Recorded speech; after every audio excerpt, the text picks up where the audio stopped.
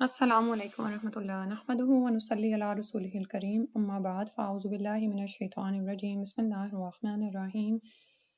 رب اشرح لی صدری ویسر لی امری واحلل عقدۃ من لسانی یفقہوا قولی۔ سورہ طلاق مدنیہ، پارہ نمبر 28 ہے۔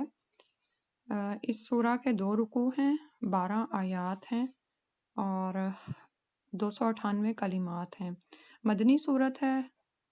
اور اس کا نمبر 99 ہے۔ الحمدللہ 28ویں پارے میں آ رہی ہے۔ حروف 1237 ہے۔ شروع اللہ کے نام سے جو بڑا مہربان نہایت رحم کرنے والا ہے۔ فرمایا اللہ سبحانہ وتعالیٰ نے، یا ایھا النبی، اے نبی صلی اللہ علیہ وآلہ وسلم، اذا جب طلقتم النساء، طلاق دو تم عورتوں کو، فطلقوہن تو طلاق دو ان کو، لعدتہن ان کی عدت کے لیے، وَأَحْصُوا الْعِدَّةَ اور شمار کرو عدت کو، یعنی عدت کے زمانے کا ٹھیک ٹھیک حساب رکھو۔ وَاتَّقُوا اللَّهَ رَبَّكُمْ اور اللہ سے ڈرتے رہو جو رب ہے تمہارا۔ لا تخرجوہن نہ تم نکالو ان کو، من بیوتہن ان کے گھروں سے، ولا یخرجن اور نہ وہ نکلیں، الا مگر یہ کہ ان یاتینا کہ وہ آئیں، بفاحشۃ کسی بے حیائی کو، مبینہ جو صاف واضح ہو، کھلی ہو۔ وَتِلْکَ حدود اللہ اور یہ اللہ کی باندھی ہوئی حدیں ہیں، اس کے یعنی کہ قاعدے ہیں، یعنی کہ بند لگائے گئے ہیں۔ وَمَن يَتَعَدَّ اور جو کوئی بڑھے گا، یعنی ان حدوں کا لحاظ نہیں کرے گا اور ان سے بڑھنے کی کوشش کرے گا، حدود اللہ اللہ کی حدوں سے، فقط تو تحقیق ظلمہ اس نے ظلم کیا، نفسہ اپنے ہی نفس پر، یعنی جو شخص حدود الہی سے تجاوز کرے گا تو اس نے اپنے اوپر خود ظلم کیا۔ لا تدری نہیں تو جانتا، لعل اللہ شاید کہ اللہ، یحدث ظاہر کر دے یا پیدا کر دے، حدثہ کا مطلب ہوتا ہے نا کوئی نئی صورتحال پیدا ہو جانا، بعد ذالک امرا اس کے بعد کوئی اور صورت، یعنی اللہ سبحانہ وتعالیٰ موافقت کی کوئی نئی صورت پیدا کر دیں۔ سورہ طلاق کا شان نزول یہ ہے کہ اللہ سبحانہ وتعالیٰ نے طلاق کے مختلف احکامات سورہ البقرہ میں بھی نازل کیے، لیکن جس وقت لوگوں کو سورہ البقرہ کے احکامات کو اپنی عملی زندگی میں اپلائی کرتے ہوئے مشکلات کا سامنا ہوا تو اللہ سبحانہ وتعالیٰ نے سورہ طلاق نازل فرمائی تاکہ ان کے اعمال کی اصلاح کر دی جائے اور احکامات کو اس طرح سے کھول کر بیان کر دیا جائے کہ عمل میں کوئی تنگی نہ رہے۔ ٹھیک ہے، سورہ البقرہ میں بھی طلاق کے احکامات آتے ہیں اور احزاب میں بھی، اور سورہ البقرہ کے بعد سورہ طلاق اتاری گئی ہے، جس میں یہ ہم انشاءاللہ اب اس میں احکامات پڑھیں گے۔ دیکھتے ہیں کہ طلاق کا معنی کیا ہے۔ اس کا لفظی معنی آزاد کرنا ہے، یعنی طلاق سمبل ہے جدائی کا، مفارقت کا، الگ ہونے کا اور انخلاء کرنے کا، اور اس کی وجوہات کیا ہوتی ہیں کہ باہم برداشت کا نہ ہونا، یعنی یا ایسے حالات پیدا ہو جانا کہ زوجین آپس میں زندگی نہ گزار پائیں۔ ٹھیک ہے، آپ یہ دیکھیں کہ گھر ایک چھوٹی اکائی ہوتا ہے اور معاشرہ ایک بڑی اکائی ہوتا ہے۔ ٹھیک ہے، جب چھوٹے چھوٹے یونٹ مل کر ہی بڑا یونٹ بناتے ہیں، یعنی چھوٹی اکائیاں مل کر ایک پورے معاشرے کو ترتیب دیتی ہیں۔ مجھے یہاں پر اسماعیل علیہ السلام اور ان کی والدہ ہاجر علیہ السلام یاد آ رہی ہیں کہ جب انہوں نے اپنے وہاں پر ابراہیم علیہ السلام نے مکہ میں ان کو لا کر بسایا تو وہ کیا تھے؟ وہ صرف ایک اکائی تھے، یعنی بیوی اور بچہ تھے۔ ٹھیک ہے، باپ تو چھوڑ کے چلا گیا، ٹھیک ہے، تو وہاں پر وہ دونوں جدا ہیں، اور اس کے بعد جب قبیلہ آیا ہے وہاں پر بنو جرہم، اور اس نے ہاجرہ علیہ السلام کے ساتھ ایک ایگریمنٹ کیا، تو اس کے بعد وہ لوگ وہاں پر ایک معاشرے کی صورت میں رہنا شروع ہو گئے۔ ٹھیک ہے، اب آپ یہ دیکھیں کہ کیا ہوتا ہے کہ چھوٹی اکائیاں مل کر ایک بڑی اکائی کو جنم دیتی ہیں، یعنی معاشرہ وجود میں آتا ہے۔ اسی طرح جب چھوٹی اکائی اپنی جگہ پر مضبوط بنیادوں پر استوار ہوتی ہے تو پورے معاشرے کی بنیاد مضبوط ہوتی ہے، لیکن جب انہی اکائیوں میں کوئی مفارقت جنم لیتی ہے، کوئی جدائی آتی ہے،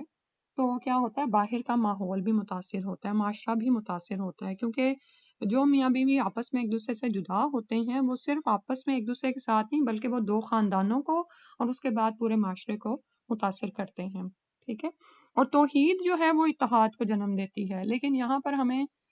سورہ طلاق کے احکامات پڑھتے ہوئے یہ بھی نہیں بھولنا چاہیے کہ اللہ تعالیٰ نے مختلف انسانوں کو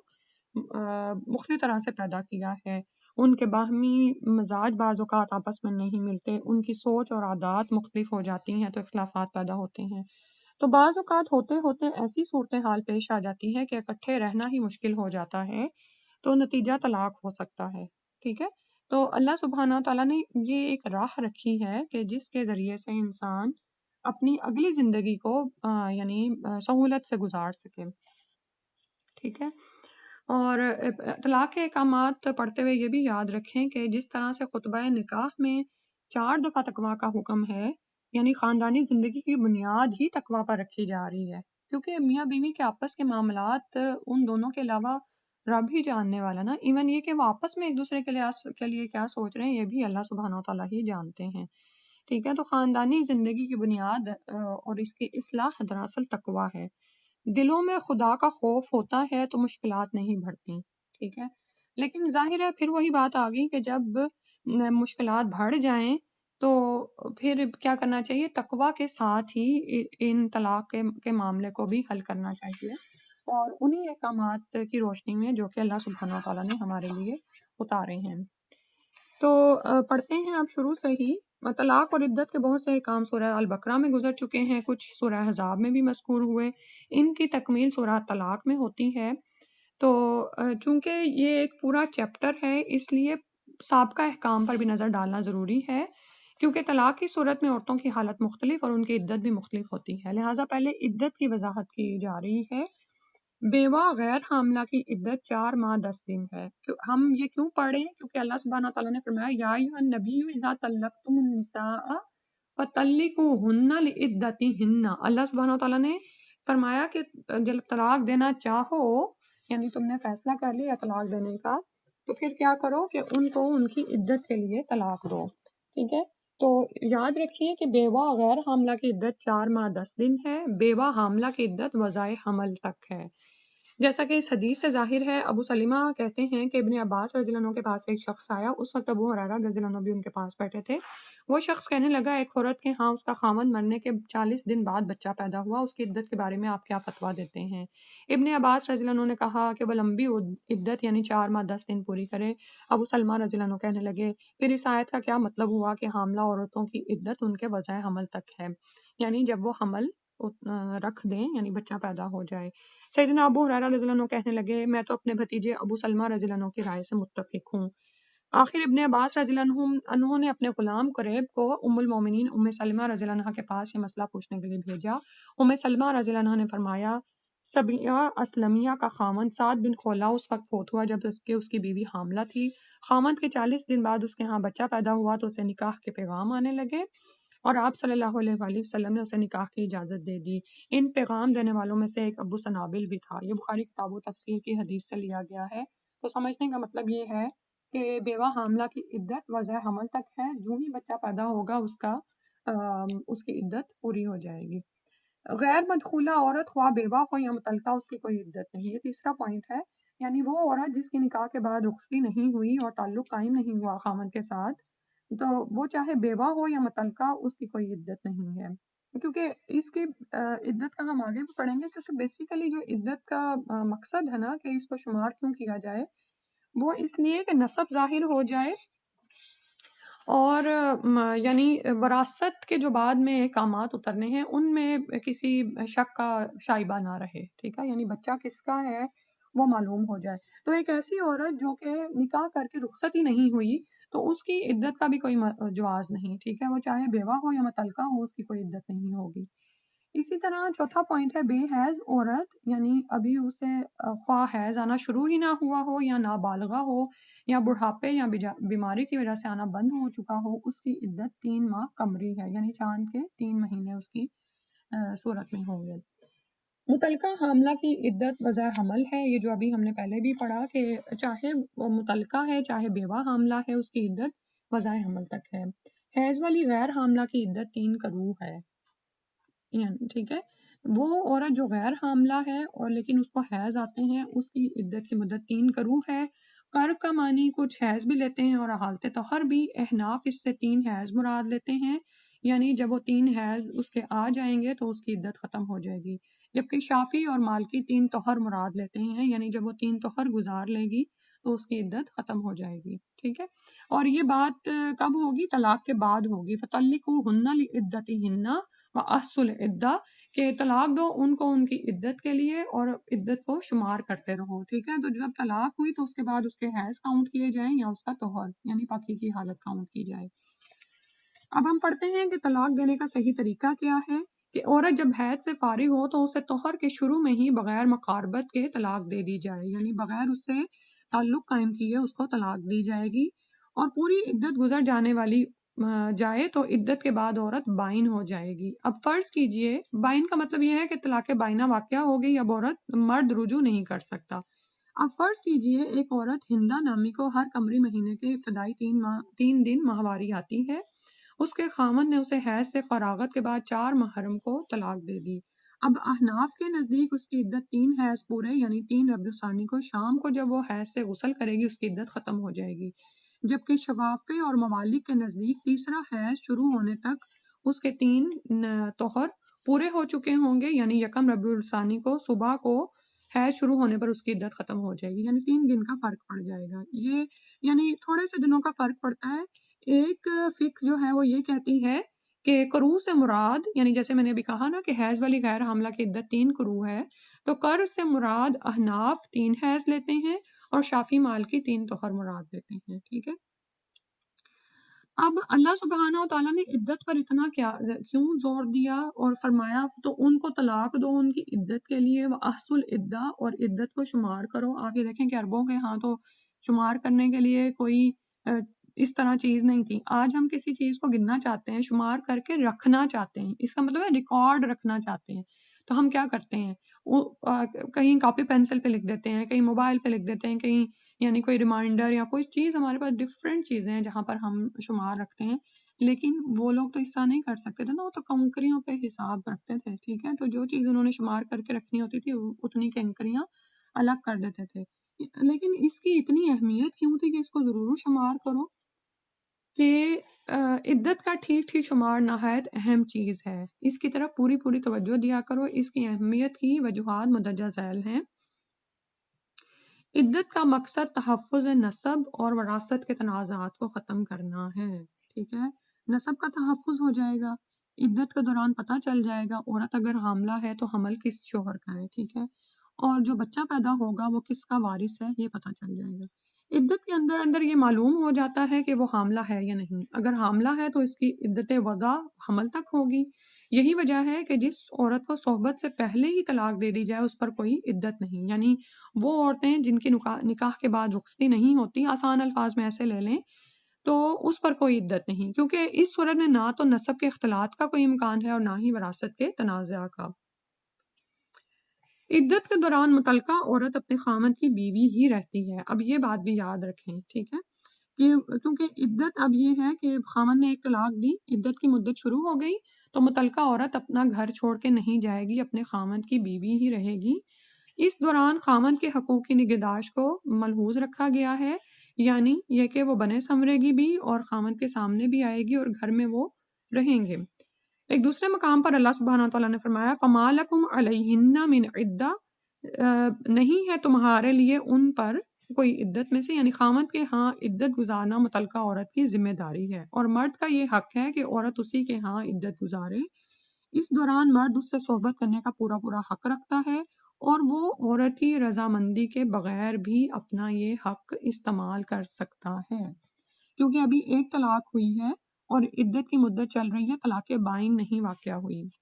عدت کے دوران کسی دوسرے کو یہ حق نہیں پہنچتا کہ وہ اس عورت سے نکاح تو دور کی بات ہے، منگنی کے لیے پیغام تک بھی دے سکے۔ اگر خامن نے عورت کو اس حالت میں طلاق دی کہ وہ گھر پر موجود ہی نہ تھی یا اپنے میکے گئی ہوئی تھی یا اسے اس کے میکے پیغام بھیج دیا گیا تھا اور عورت عدت کے دوران نکاح کر لے تو وہ نکاح باطل تصور ہوگا۔ وَاتَّقُوا اللَّهَ رَبَّكُمْ، اور ڈرو اللہ سبحانہ و تعالیٰ سے، اپنے رب سے اس کا تقوی اختیار کرو، یعنی آپ یہ دیکھیں کہ جو وَاتَّقُوا اللَّهَ تقوی کا حکم کیوں آیا، کیونکہ عورت بھی حیض کو نہ چھپائے تاکہ وراثت اور نسب واضح ہو جائے، ٹھیک ہے؟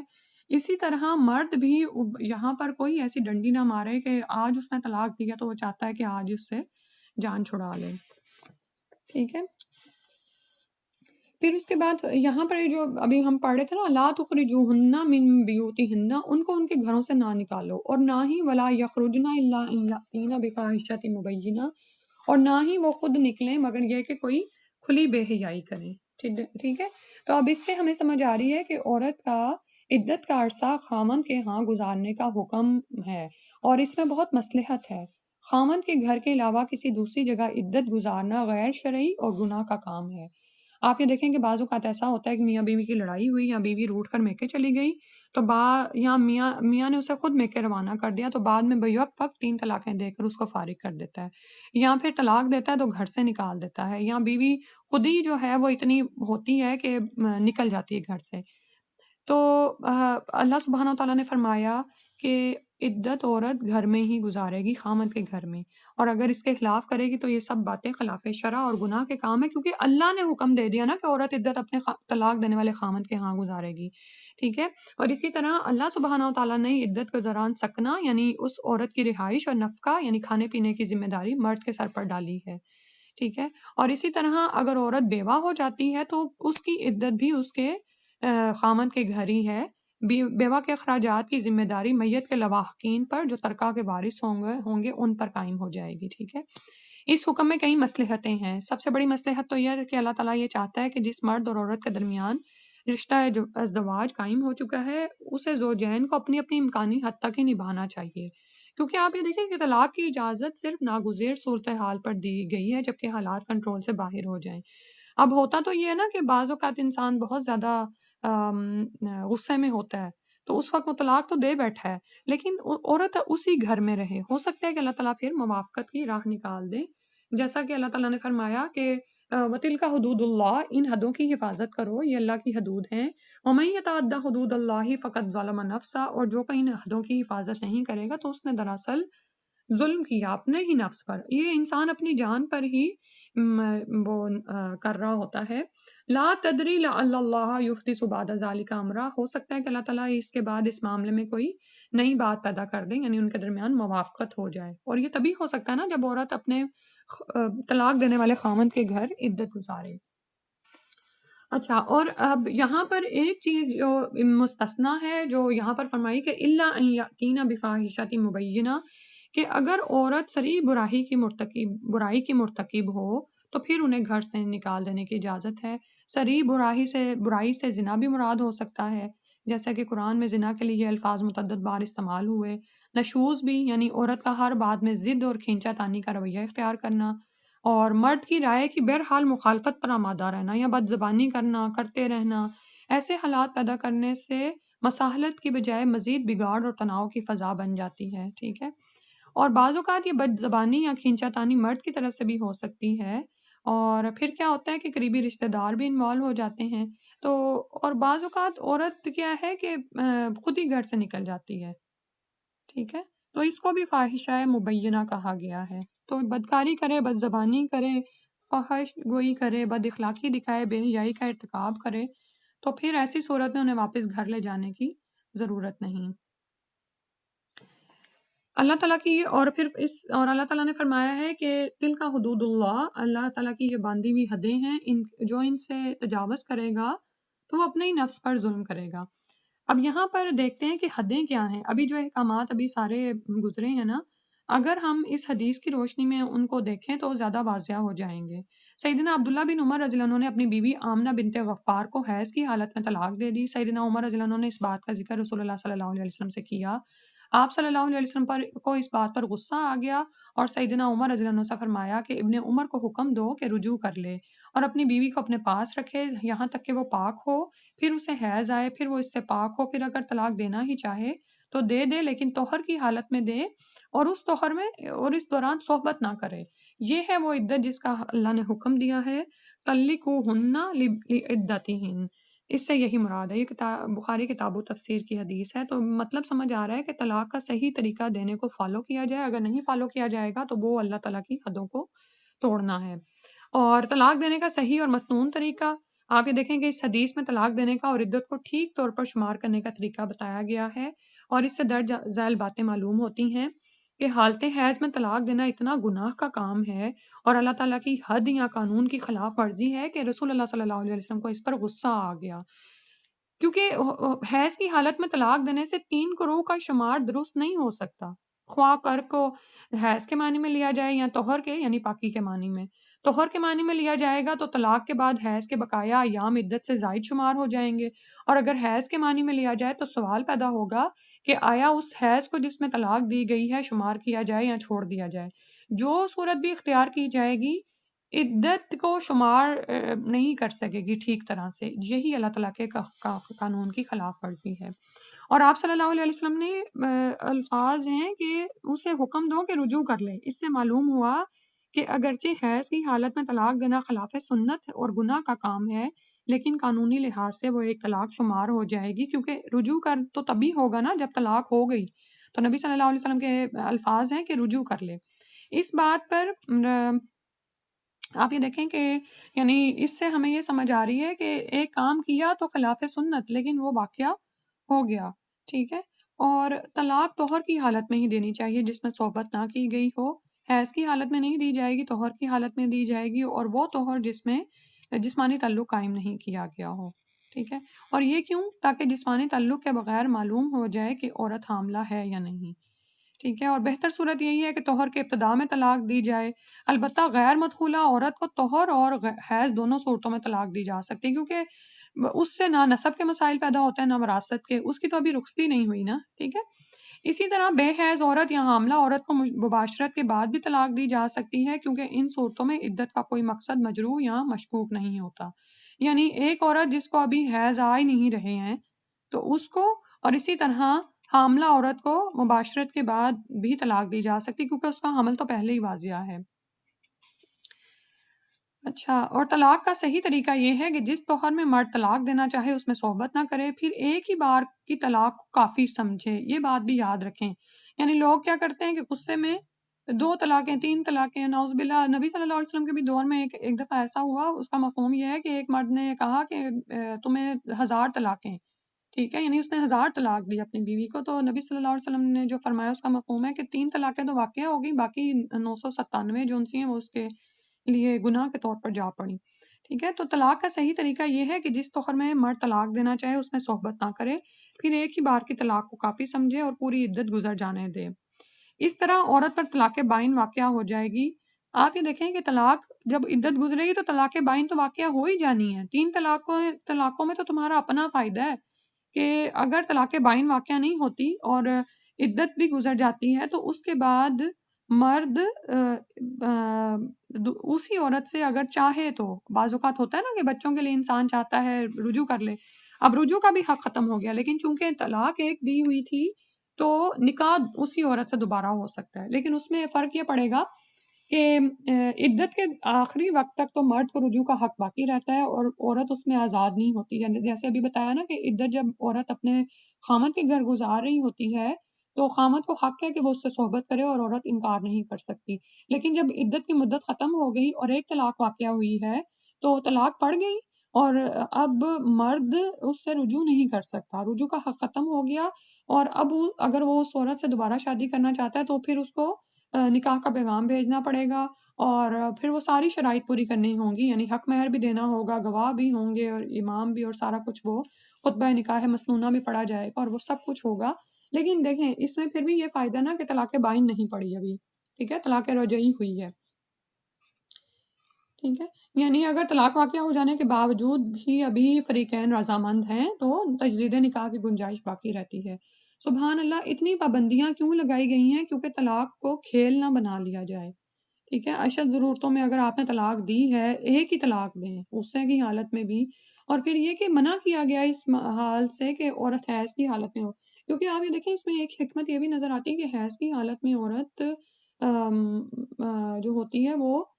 بیماری سے زیادہ قریب ہوتی ہے، تو ایک تو پہلے ہی اس پر ایک چیز پڑی ہوئی ہے، اور ہو سکتا ہے انہی دنوں میں اس کے یعنی طبیعت میں ایسا اتار چڑھاؤ آ رہا ہو کہ جو کہ خاوند کو ناپسند ہو، اس وجہ سے اس نے طلاق دے دی ہو، یا پھر یہ کہ عورت پر ایک آلریڈی وہ ایک بیماری کی حالت میں ہے تو ایک اس کو اور ڈپریشن طلاق کی صورت میں دیا جائے. سبحان اللہ. اللہ سبحانہ تعالیٰ کے قوانین آپ یہ دیکھیں کہ کتنے خوبصورت ہیں. اور اور اگر کوئی پھر فرمایا کہ فقط ظلم نفسا، پھر بھی اگر کوئی انسان ان کی پابندی نہیں کرتا تو وہ اپنی ہی جان پر ظلم کر رہا ہوتا ہے. ٹھیک ہے. اللہ سبحانہ تعالیٰ ہمیں صحیح طور پر اور اس کو سمجھنے کی اور اس کے مطابق عمل کرنے کی توفیق عطا فرما دے. یعنی تقویٰ کا بار بار آپ یہ دیکھیں ذکر آ رہا ہے. پھر اگلی آیت میں فرمایا فائزہ بلغنا اجلہن، پھر جب وہ پہنچ جائیں اپنی مدت کو، یعنی عدت کی مدت کو، فامسکوہن، تو روک لو ان کو بمعروفن، ساتھ معروف کے، او فارقوہن، یا پھر رخصت کر دو ان کو بمعروفن، ساتھ معروف کے، واشہدوا، اور گواہ کر لو، ذوی عدل منکم، دو قابل اعتبار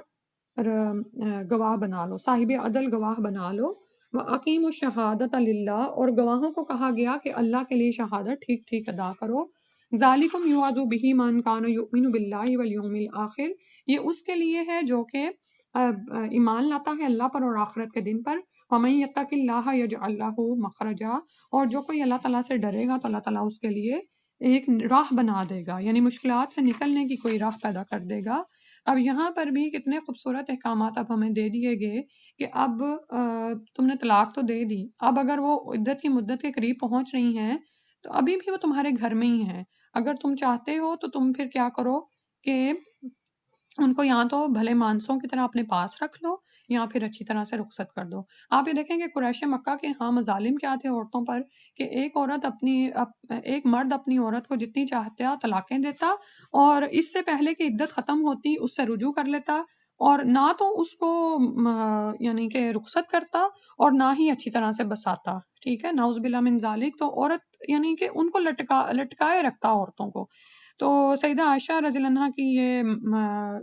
کے پاس آ کر ایک عورت نے یہ دکھڑا سنایا، تو اس وقت قرآن کی یہ آیت نازل ہوئی کہ طلاق صرف 2 بار ہے، پھر یا تو ان عورتوں کو بھلے مانسوں کی طرح اپنے پاس رکھو یا اچھی طرح سے رخصت کر دو. اور اس کے بعد جو فرمایا ہے نا کہ وَأَشْهِدُوا ذَوَيْ عَدْلٍ مِّنْكُمْ، 2 معتبر گواہ بنا لو تاکہ بعد میں زوجین متہم نہ ہوں، یعنی آپس ان پر کوئی الزام نہ لگائے. تو اور اگر رخصت کرنا ہے تو بھی گواہ بنا لو. لیکن یہ گواہی جو ہے نا رجوع اور طلاق کے لیے شرط نہیں ہے. اگر گواہ نہ بھی بنائے جائیں تو رجوع اور طلاق غیر مؤثر ہوتے ہیں اور واقعہ نہیں ہوتے. ٹھیک ہے. بلکہ یہ حکم اس سے احتیاط کے لیے دیا گیا ہے کہ بعد میں کوئی فریق کسی واقعے کا انکار نہ کر دے اور نزاع پیدا ہونے کی صورت میں بآسانی فیصلہ ہو سکے اور شکوک و شبہات کا دروازہ بھی بند ہو جائے. ٹھیک ہے. یعنی گواہی جو ہے، گواہیاں جو ہیں رجوع اور طلاق کے لیے شرط نہیں ہیں.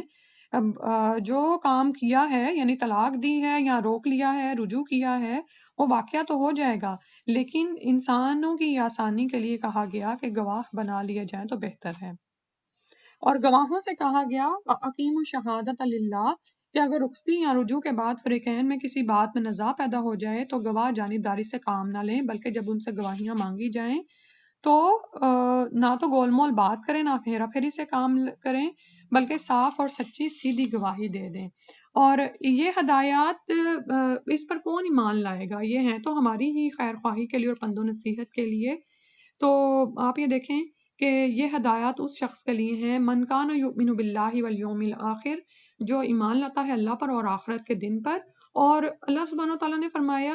کہ وَمَن يَتَّقِ اللَّهَ يَجْعَل لَّهُ مَخْرَجًا، جو اللہ کا تقوی اختیار کرے گا نا، یعنی جو ان احکامات پر اس لیے عمل کر رہا ہے کہ اس کے ایمان کا تقاضا ہے، اس کے اندر اللہ تعالیٰ کے ہونے کا شعور ہے، اور اس کو یہ علم ہے کہ اللہ تعالیٰ کے احکامات کی نافرمانی کروں گا تو مجھ سے باز پرس ہوگی، تو اللہ تعالیٰ اس کے لیے مشکلات سے نکلنے کی راہ بنا دیں گے. اور یہ صرف طلاق کے معاملات میں نہیں، اس کو آپ ایک جنرل بھی لے سکتے ہیں کہ تقوی کے ساتھ زندگی حقیقت میں آسان ہو جاتی ہے. جب کوئی انسان اللہ تعالیٰ کے احکامات کی فرما برداری کرتا ہے، اس راہ پر چلتا رہتا ہے، استقامت کے ساتھ دین کو تھامے رکھتا ہے، اللہ سے ڈرتا ہے، اللہ سے ڈرتے ہوئے اپنی زندگی گزارتا ہے، اللہ کو راضی کرنے کی کوشش کرتا ہے، تو اللہ تعالیٰ حقیقتاً اس کے لیے مشکلات سے نکلنے کی راہیں کھول دیتے ہیں. اور فرمایا وَيَرْزُقُهُ، اور رزق دیتا ہے اس کو من حیث لا یحتسب، ایسی جگہ سے جہاں سے اس نے گمان بھی نہیں کیا ہوتا. وَمَن یتوکل علی اللہ فہو حسبہ، اور جو کوئی اللہ پر توکل کرتا ہے اللہ تعالیٰ اس کو کافی ہو جاتا ہے۔ ان اللہ بالغ امرہ، بے شک اللہ تعالیٰ اپنا کام کو پورا کر کے رہتا ہے۔ قد جعل اللہ لکل شیء قدرا، بلا شبہ اللہ نے ہر چیز کا ایک اندازہ مقرر کر رکھا ہے، ٹھیک ہے۔ اس موقع پر دیکھیں رزق کا ذکر کیوں آیا ہے، کیونکہ بعض اوقات کیا ہوتا ہے کہ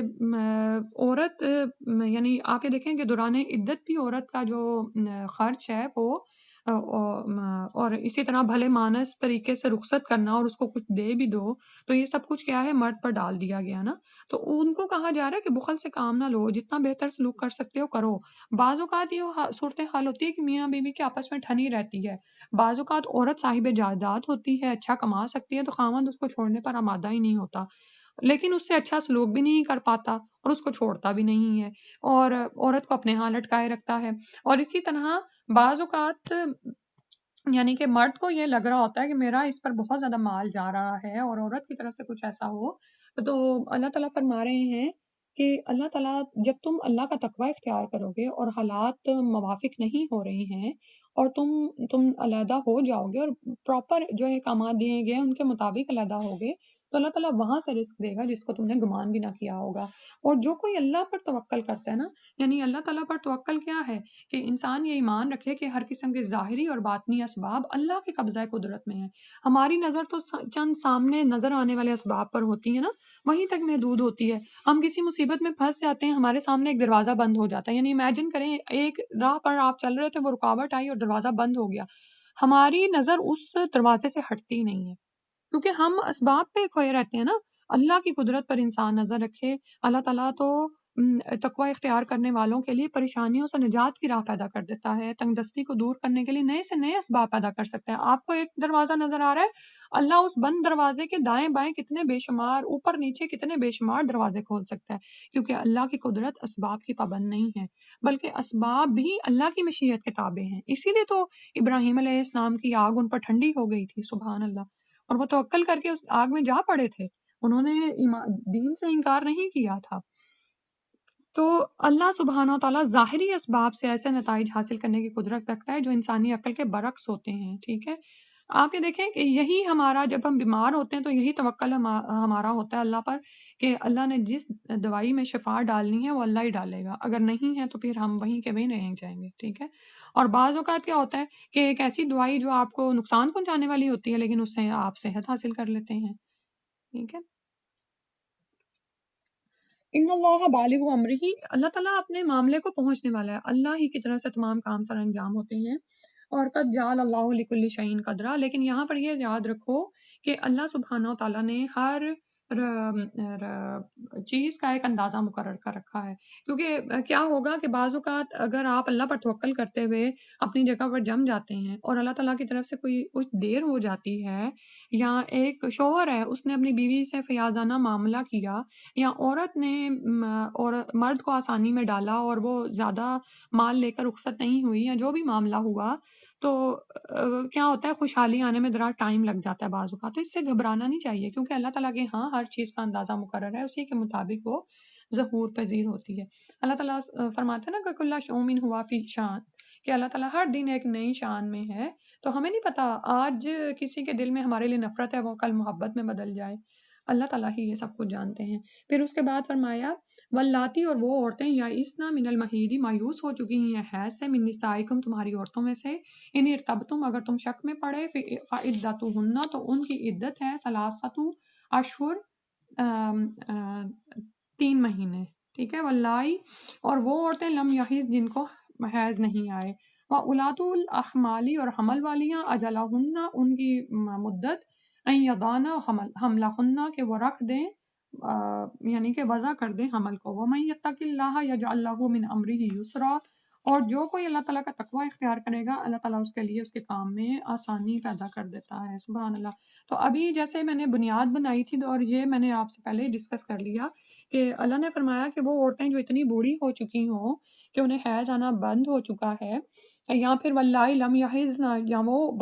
نابالغ لڑکیاں جنہیں ابھی حیض آنا شروع ہی نہیں ہوا، کیونکہ آپ یہ دیکھیں کہ بعض عورتیں ایسی ہوتی ہیں نا کہ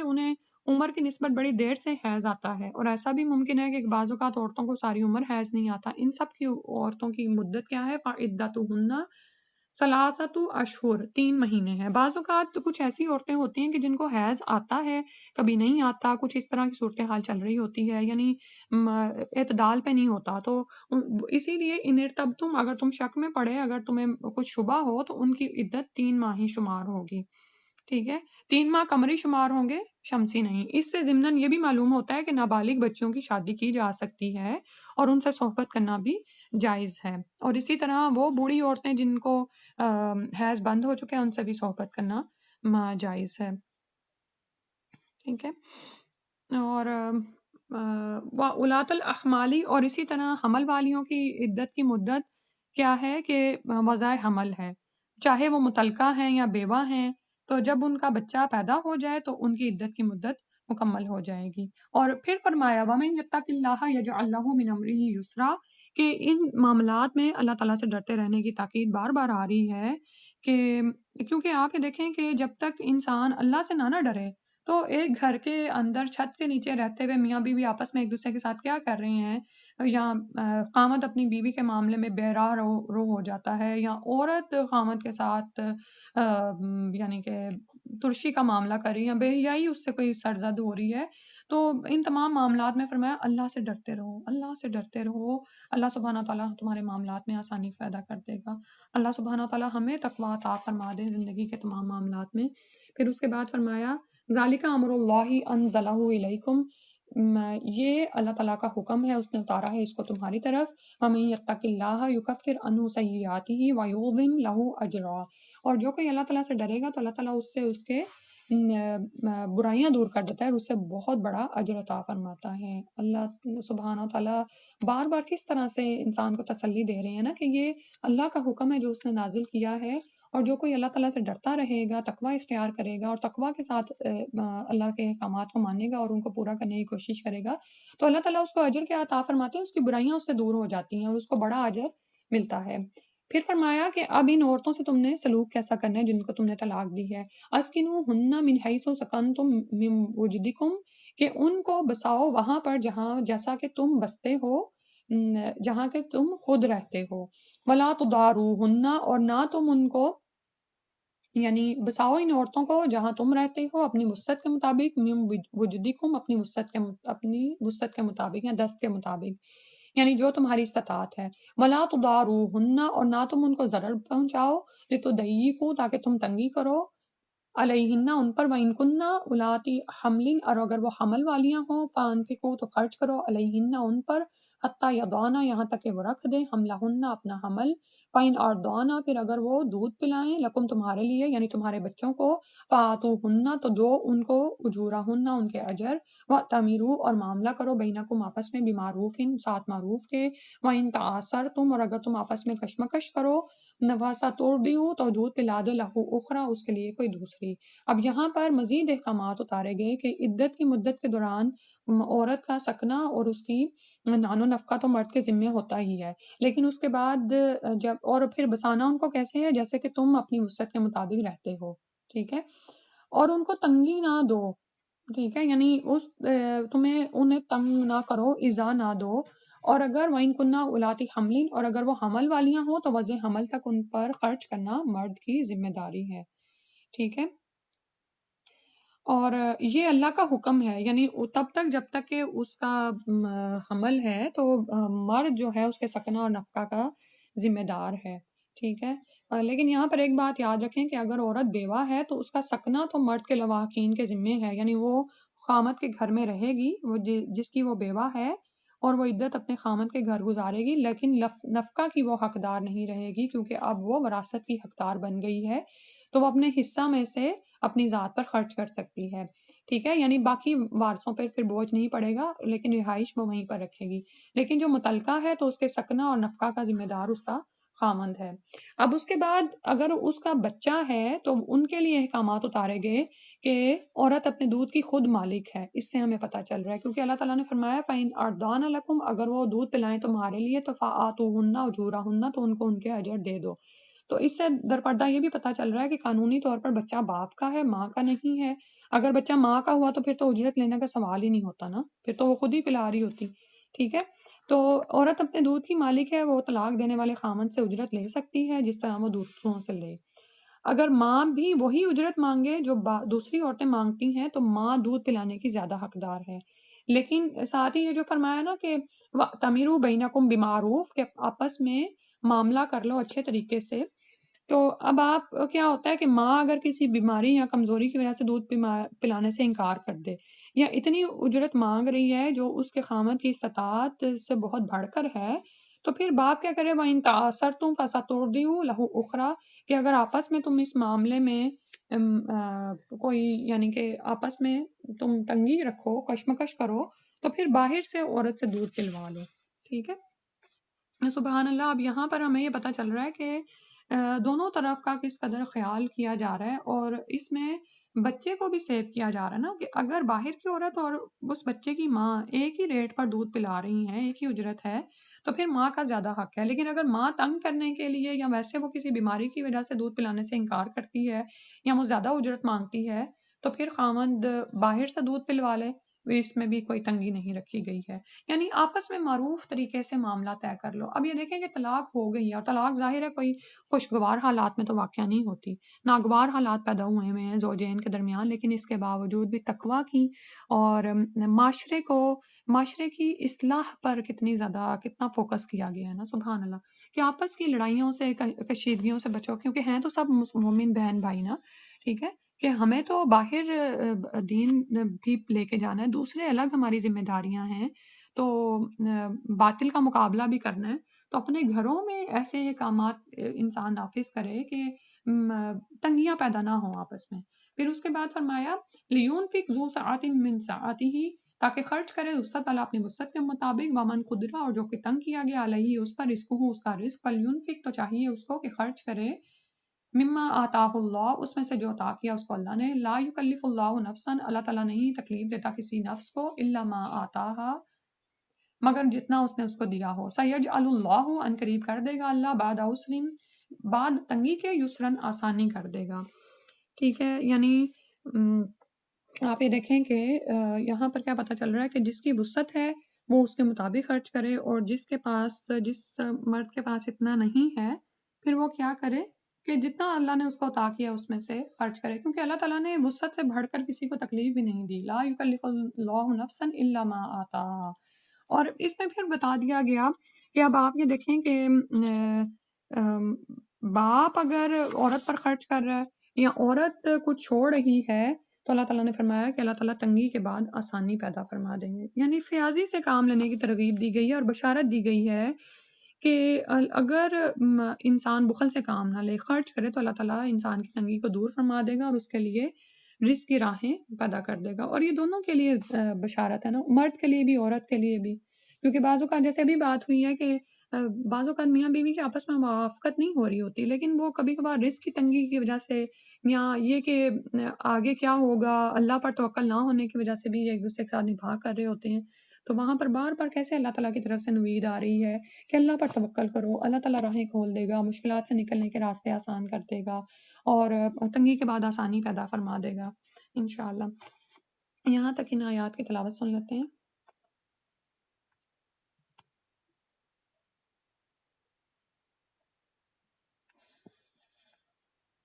بسم الله الرحمن الرحيم يا أيها النبي إذا طلقتم النساء فطلقوهن لعدتهن وأحصوا العدة واتقوا الله ربكم لا تخرجوهن من بيوتهن ولا يخرجن إلا أن يأتين بفاحشة مبينة وتلك حدود الله ومن يتعد حدود الله فقد ظلم نفسه لا تدري لعل الله يحدث بعد ذلك أمرا فإذا بلغن أجلهن فأمسكوهن بمعروف أو فارقوهن بمعروف وأشهدوا ذوي عدل منكم وأقيموا الشهادة لله ذلكم يوعظ به من كان يؤمن بالله واليوم الآخر ومن يتق الله يجعل له مخرجا ويرزقه من حيث لا يحتسب ومن يتوكل على الله فهو حسبه إن الله بالغ أمره قد جعل الله لكل شيء قدرا واللائي يئسن من المحيض من نسائكم إن ارتبتم فعدتهن 3 أشهر واللائي لم يحضن وأولاة الأحمال أجلهن أن يضعن حملهن ومن يتق الله يجعل له من أمره يسرا ذلك أمر الله أنزله إليكم ومن يتق الله يكفر عنه سيئاته ويعظم له أجرا أسكنوهن من حيث سكنتم من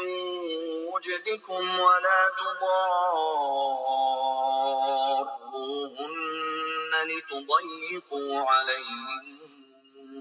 وإن كن أولات حمل فأنفقوا عليهن حتى يضعن حملهن فإن أرضعن لكم فآتوهن أجورهن وأتمروا بينكم بمعروف وإن تعاسرتم فسترضع له أخرى لينفق ذو سعة من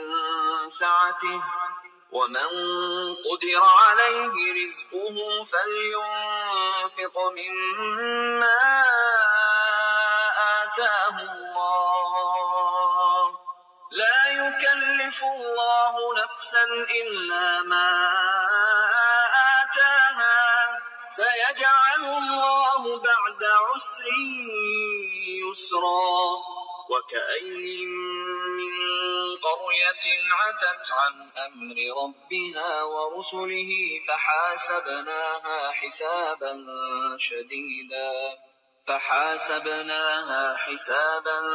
شديدا وعذبناها عذابا نكرا اعوذ باللہ من الشیطان الرجیم، آیت نمبر 8 جس کی ہم نے تلاوت سنی ہے۔ اگلا رکوع شروع ہو رہا ہے وَكَأَيٍّ مِّن قَرْيَةٍ، اور کتنی ہی بستیوں میں سے اتت انہوں نے سرکشی کی ان امر ربیہا اپنے رب کے حکم سے ورسولہ اور اس کے رسولوں سے فحاسبناہا تو حساب لیا ہم نے ان سے حسابا شدیدا سخت حساب وعذبناہا اور عذاب دیا ہم نے ان کو عذابا نکرا سخت عذاب۔ اب یہ دیکھیں کہ پیچھے طلاق کے احکامات اتارے گئے اور یہاں پر بستیوں کی بات ہو رہی ہے۔ بستیوں کی بات کیوں ہو رہی ہے؟ کیونکہ جیسے بھی بتایا نا کہ گھر ایک چھوٹی اکائی ہے اور معاشرہ ایک بڑی اکائی ہے، تو جب گھروں کے معاملات بعض اوقات بگاڑ کا شکار ہوتے ہیں، اسی طرح پھر باہر کے معاملات بھی اس معاشرے میں بگاڑ کا شکار ہوتے ہیں۔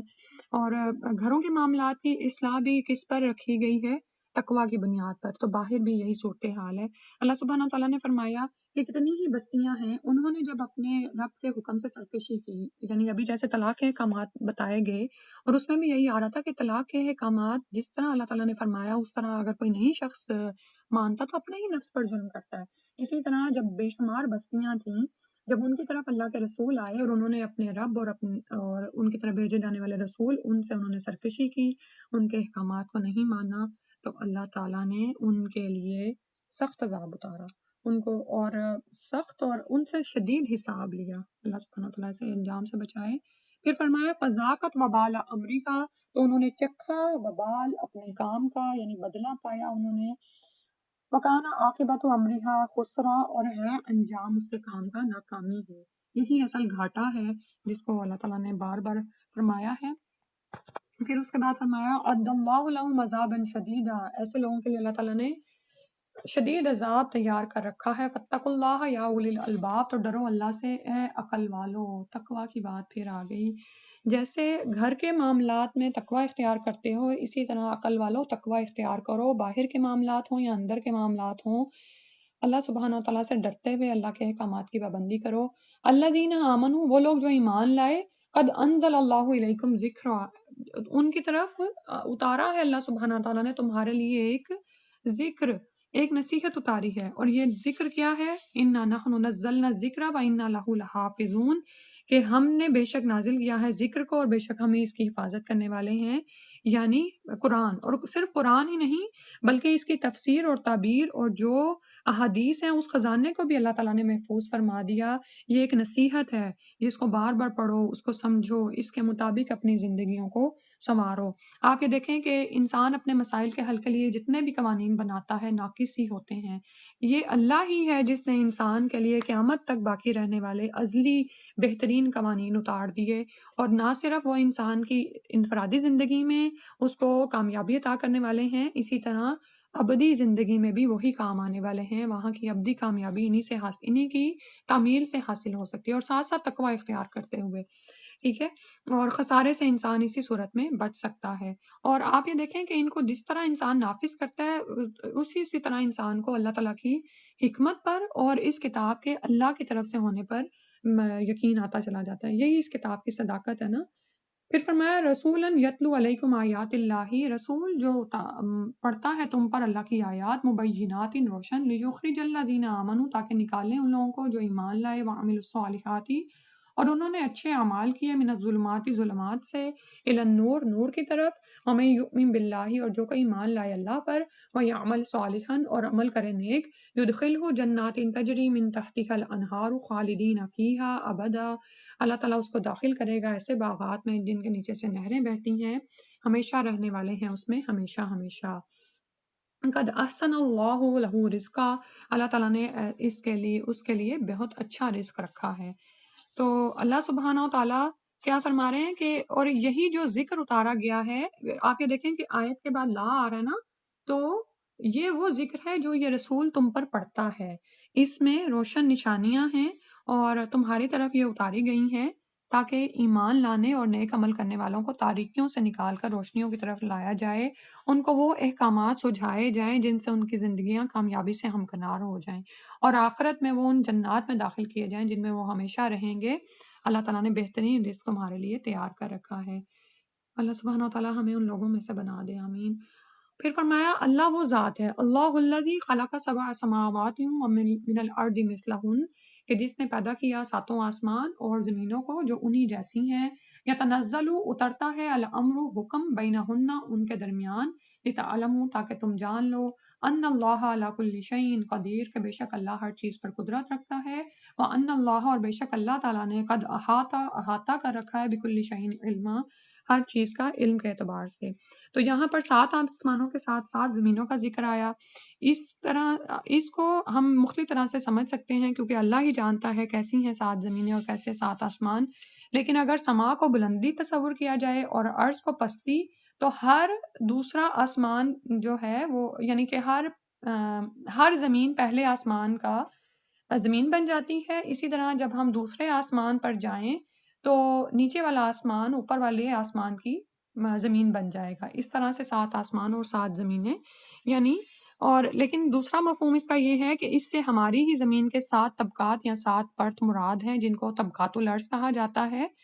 ٹھیک ہے، اور ان میں سے ہر طبقہ عرض ہے اپنے سے اوپر والے طبقہ کے مقابلے میں، ٹھیک ہے، جیسا کہ اس کی تائید اس حدیث سے بھی ہوتی ہے کہ رسول اللہ صلی اللہ علیہ وسلم نے فرمایا، جو شخص کسی دوسرے کی تھوڑی سی زمین ناحق لے لے تو وہ قیامت کے دن 7 زمینوں تک دھنستا چلا جائے گا۔ یہ بخاری کتاب المظالم کی حدیث ہے،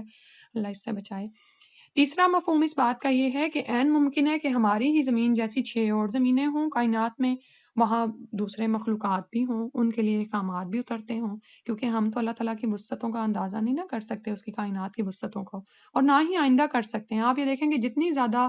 ہم مشینیں بناتے چلے جا رہے ہیں اتنا ہی ہم دیکھ رہے ہیں کہ کائنات تو وسیع سے وسیع تر ہوتی جا رہی ہے، اور ابھی بھی کتنے ایسے گوشے ہیں جو انسان کی نظر سے پوشیدہ ہیں۔ اور اللہ تعالیٰ کا قرآن میں ارشاد ہے وَالسَّمَاءَ بَنَيْنَاهَا بِأَيْدٍ وَإِنَّا لَمُوسِعُونَ، یعنی ہم نے آسمان کو اپنے دست قدرت سے پیدا کیا اور ہم ہر آن اس میں توسیع کر رہے ہیں، سبحان اللہ۔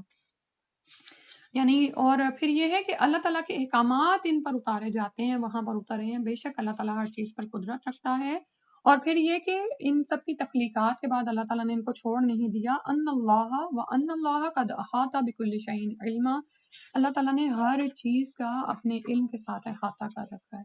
اور اس میں ایک تنبیہ بھی ہے نا کہ تم جو کچھ بھی عمل کر رہے ہو، یہ جو تقوی اختیار کرنے کا حکم دیا گیا ہے بار بار انفرادی معاملات میں، اجتماعی معاملات میں، یہ تقوی بھی کہاں ہے؟ نبی صلی اللہ علیہ وسلم نے فرمایا تقوی ہا ہونا، کہ تقوی یہاں ہے، دل میں ہے۔ یہ کون جانتا ہے؟ اللہ ہی جانتے ہیں نا، وہی علیم ہے، ہر چیز کا اس نے احاطہ کر رکھا ہے، کوئی چھوٹی سے چھوٹی چیز، کوئی بڑی سے بڑی چیز اس کی نگاہ سے پوشیدہ نہیں ہے۔ کاش کہ یہ شعور لے کر ہی ہم اس کو یعنی کلاس کو مکمل کریں اور یہ شعور ہمارے اندر رہے، ہمارے اعمال میں جھلکے، تو کیسے زندگی مطمئن اور پرسکون ہو جائیں گی نا، کہ اللہ کے احکام کے مطابق گزارنی، کہ وہ اللہ دیکھ رہا ہے، وہ ہمارا نگران ہے۔ سبحانک اللہم و بحمدک، نشہد ان لا الہ الا انت، نستغفرک و نتوب الیک۔ السلام علیکم ورحمۃ اللہ۔ جو تلاوت رہے گی وہ سنتے ہیں انشاءاللہ۔ ذاقت وبال أمرها وكان عاقبة أمرها خسرا أعد الله لهم عذابا شديدا فاتقوا الله يا أولي الألباب الذين آمنوا قد أنزل الله إليكم ذكرا رسولا يتلو عليكم آيات الله مبينات ليخرج الذين آمنوا وعملوا الصالحات من الظلمات إلى النور ومن يؤمن بالله ويعمل صالحا يدخله جنات تجري من تحتها الأنهار خالدين فيها أبدا قد أحسن الله له رزقا الله الذي خلق 7 سماوات ومن الأرض مثلهن يتنزل الأمر بينهن لتعلموا أن الله على كل شيء قدير وأن الله قد أحاط بكل شيء علما